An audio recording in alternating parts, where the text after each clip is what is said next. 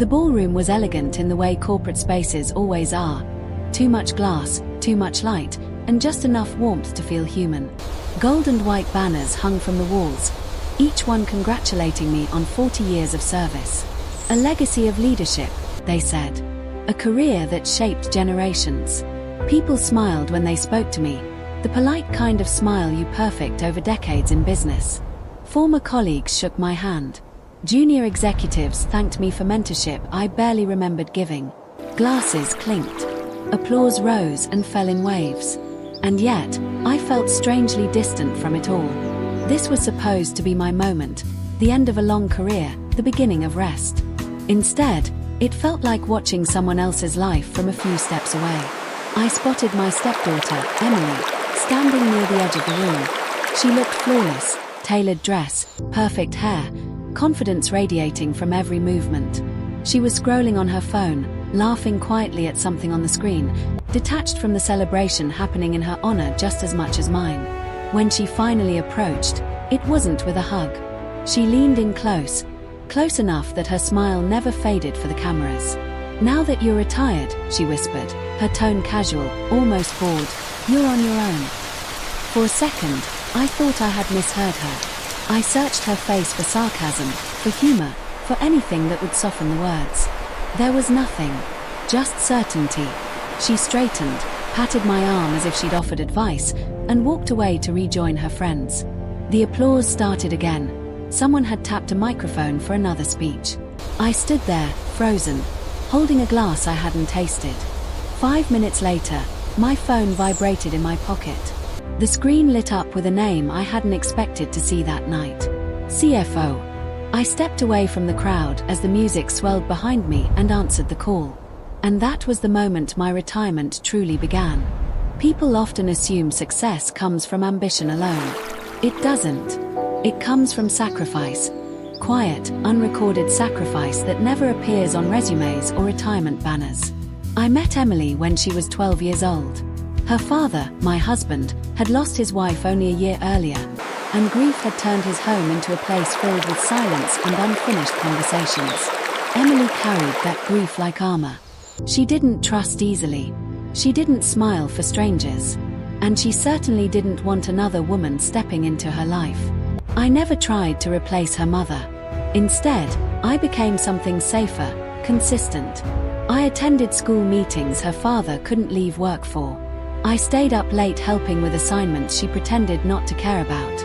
I paid for tutors when her grades slipped and pretended not to notice when she skipped classes anyway. When she got into trouble, I handled it quietly.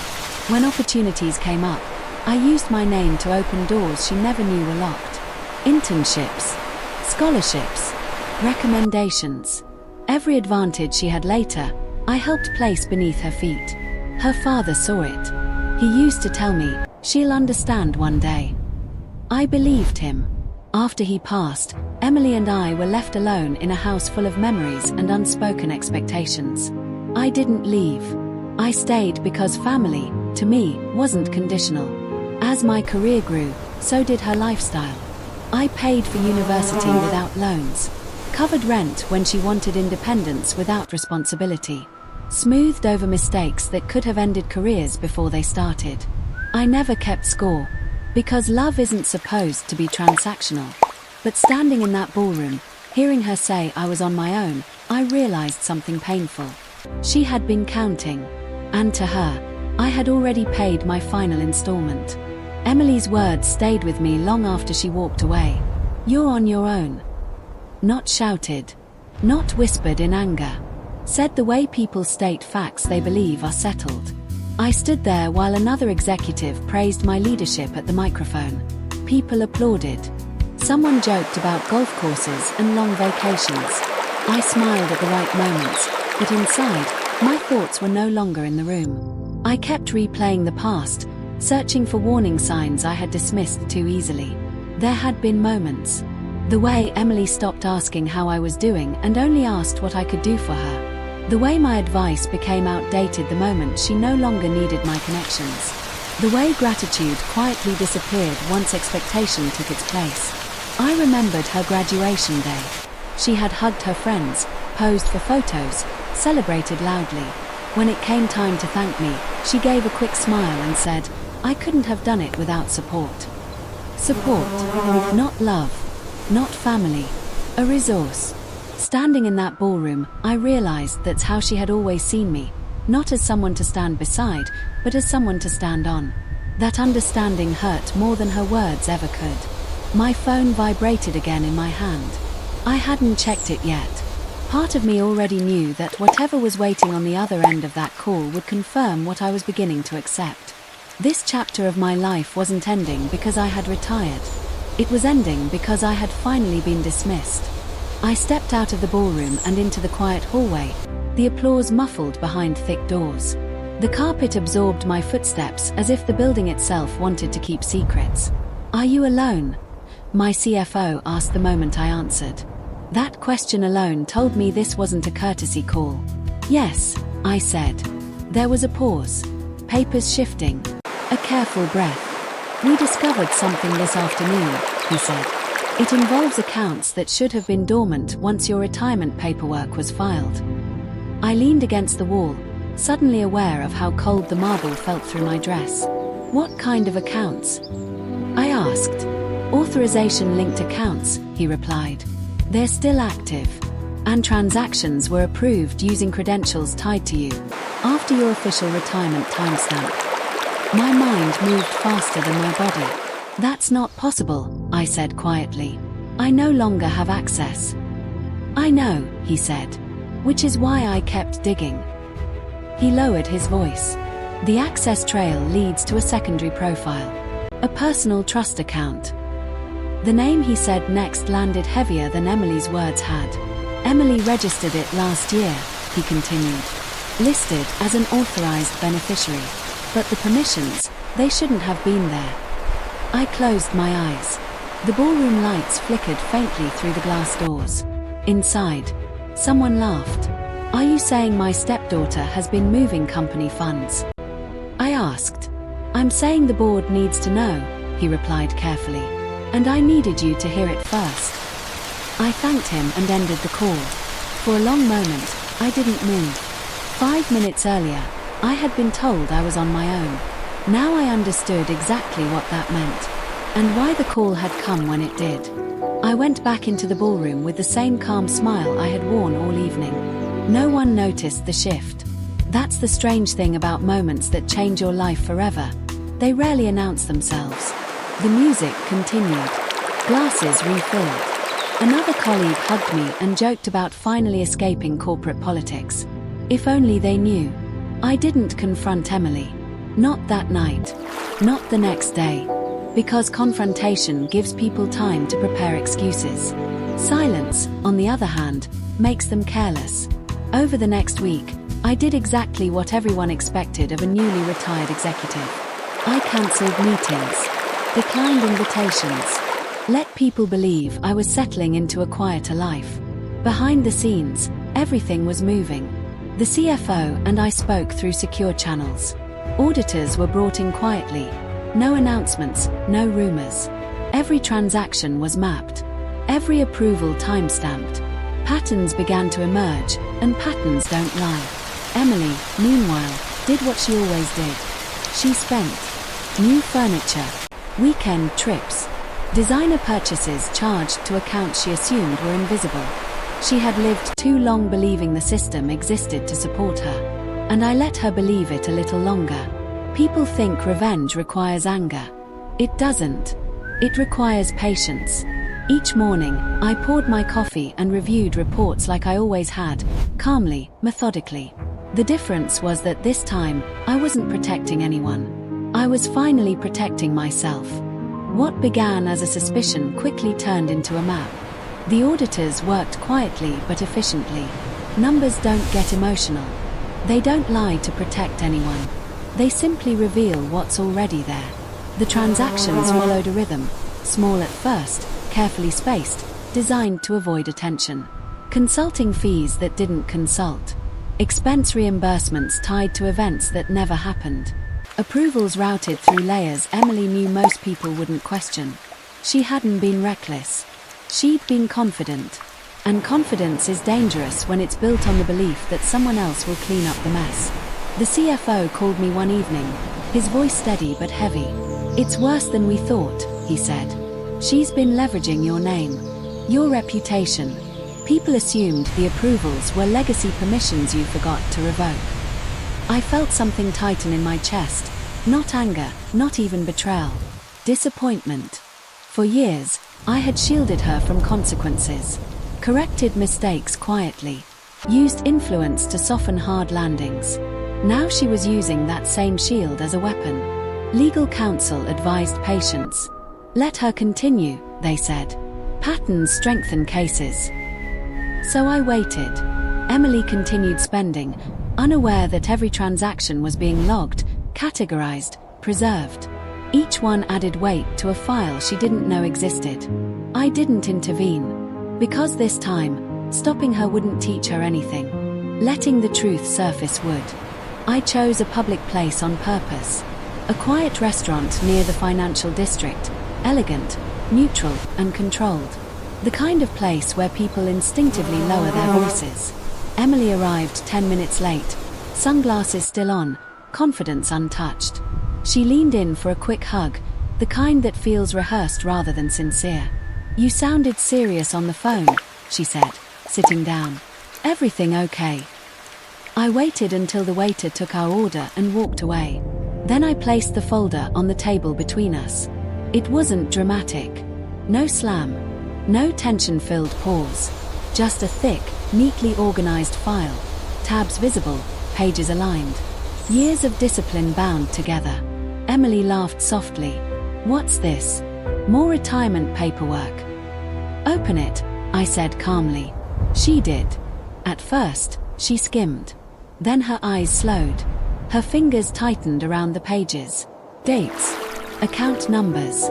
Authorization trails. Her smile faded, not suddenly, but gradually, like color draining from a photograph. "This isn't what it looks like," she said quickly, before I spoke. "I know exactly what it looks like," I replied evenly. "And so does the board." Her confidence cracked. "You don't understand how these systems work anymore," she said, trying to regain control. "Those accounts were still active. Anyone could have." "No," I interrupted gently. "Only someone who knew how to use my name." She went quiet. The silence she had used on me for years finally belonged to her. I slid one last page across the table. "The accounts are frozen. Your access has been revoked. Compliance has escalated this beyond internal review." Her hands began to tremble. "You could have warned me," she whispered. I looked at her steadily. "You told me I was on my own." The words landed hard. For the first time, Emily wasn't ahead of the situation. She wasn't controlling the narrative. She was simply facing consequences, without a safety net. I stood, placed my napkin on the table, and spoke quietly. "This is where my involvement ends." I walked out, leaving her seated among strangers, surrounded by people, yet completely alone. The fallout didn't arrive all at once. It never does. At first, it came quietly, like a shift in air pressure before a storm. Emily stopped answering my messages. Not because she was angry, but because she was busy. Busy calling lawyers. Busy contacting former colleagues who suddenly weren't available. Busy trying to understand how quickly doors could close when the name protecting her was no longer standing behind her. 3 days after our lunch, the board made its move. Her access was officially terminated. Company-issued devices were seized. Travel accounts frozen. Benefits suspended. Every privilege she had taken for granted vanished in a single afternoon. There was no dramatic announcement. Just absence. Her name removed from internal systems. Her office cleared after hours. Her projects quietly reassigned to people who didn't ask questions. The company's legal team contacted external authorities the same day. That part moved faster than Emily expected. She called me that night. Not confident. Not sharp. Crying. "I made mistakes," she said through broken breaths. "But it wasn't supposed to go this far. You know I never meant to hurt you." I listened without interrupting. I just need you to say something, she pleaded. One call. One statement. You still have influence. I closed my eyes, not in anger, but in recognition. For the first time, she wasn't asking for help. She was asking for cover. You told me I was on my own, I said quietly. So I respected that. The silence on the line stretched. Heavy. Final. When the investigation became public, the media never mentioned my name. That was intentional. The company had protected its legacy. Emily didn't get that protection. Friends stopped calling her. Invitations disappeared. The lifestyle she had built on borrowed authority collapsed under its own weight. Apologies arrived late. They always do. And by then, consequences were already in motion. Faster, heavier, and impossible to stop. I didn't attend the hearings. That surprises people when they hear the story. They expect me to sit in the courtroom, arms folded, watching justice unfold like a performance meant just for me. But I stayed away. Not because I was afraid to face her, but because I no longer needed to. The truth doesn't require witnesses once it's been documented. The numbers spoke. The timeline spoke. The approvals, the transfers, the intent, everything Emily had assumed was invisible now existed in black and white. I followed the case the way I used to follow quarterly reports. Calmly, objectively, through summaries from legal counsel, through quiet updates from the CFO, through headlines that avoided names but described circumstances clearly enough for anyone in our world to understand. Emily tried to reach me again. Emails this time. Longer. More careful. Written the way people write when they finally understood the seriousness of their situation. She apologized, not just for the money, but for the words she had spoken that night at my retirement party. She said she hadn't realized how much I had done for her. How much she had relied on my presence without acknowledging it. I believed her. But belief doesn't undo damage. Regret doesn't reverse decisions. The court proceedings moved quickly. Too much evidence. Too clear a pattern. Too many signatures tied back to her actions.